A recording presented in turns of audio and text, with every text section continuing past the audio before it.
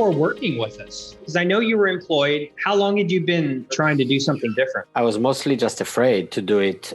How long were you thinking about it being afraid? Years. Like 2 years ago, I tried once or twice. I got dinged, and then I kind of left it, and I found joy in my role, and then I tried again. And the problem is that also the company took a downturn in the last 2 years. My upside was diluted to the point that now it's like no upside at all. Yeah. There's no reason for me to be there. I was thinking for years, to your question, and I was just afraid to, make the leap. Stuff.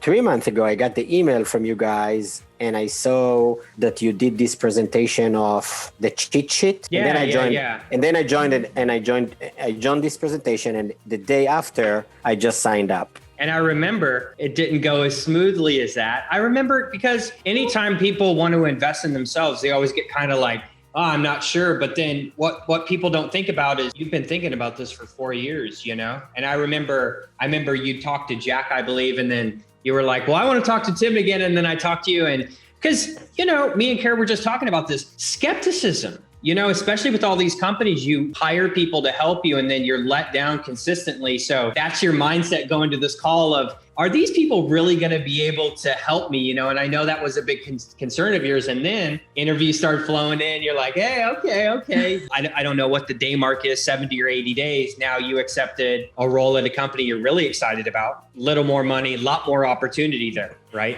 Yeah, and it's much bigger than that for me, Tim. It's not, the role and the job. It's more that the idea that I am actually a very marketable professional, and I have been waiting for way too long. And now I actually know how to play the game of looking for a new job. And that confidence in myself that has been my biggest fear. It's funny that I say that, but it has been my biggest fear for a few years. I'm glad you said this too, because we have someone here who's a strategic business development leader. If we explained how successful you were, people probably wouldn't even believe us, most of the time. But, everyone we work with is super successful, but they have this thing in their mind that's like, I'm just not sure.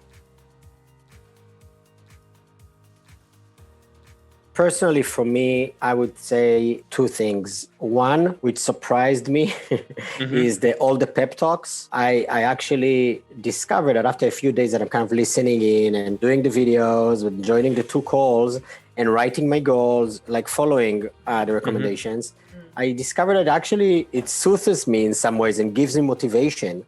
I must say that a lot of this, it's not the first time that I hear in my life. I heard it throughout my career many times, but that worked really well for me, especially the conversations about how to kind of deal with your own mind and your own thoughts and your own fears and your own doubts and, feed the beast. For me, this is so powerful. It's such a simple concept, right? But it's so powerful. And I do it way too often, and also forgetting the goals. Another thing, I know what to do. But then I get distracted. I do a million other things because I need to do them for work. And then I just forget. So writing the goals is very simple, but for me it worked. So that's one. The second thing is really how to kind of play the game of getting a job. It's funny, I went to business school. I did a lot of this stuff in business school, and I can't remember any of that. And I always ended up hitting these hiring managers who are not the type of, not the right hiring managers. And every time I get so disappointed. And so the rule of numbers and how to respond, a lot of the small understanding and accepting that that's the way it works. Like, for example, people make decisions about you in the first 10 seconds. It's about handling objections, the interview guide.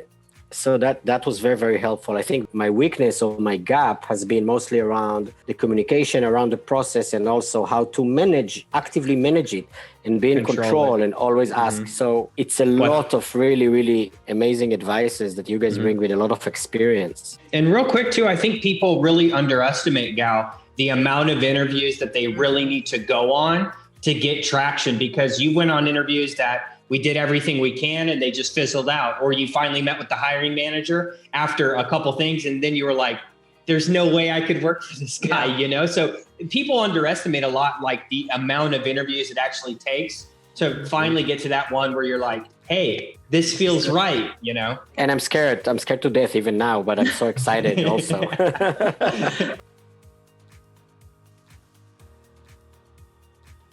Trust the process. So I think if you really come with an open mind and you're listening, if you're planning to be sarcastic or to object, the recommendations, then maybe it's not going to work so well. But if you come with an open mind, I think it's gold. For me, it has been gold.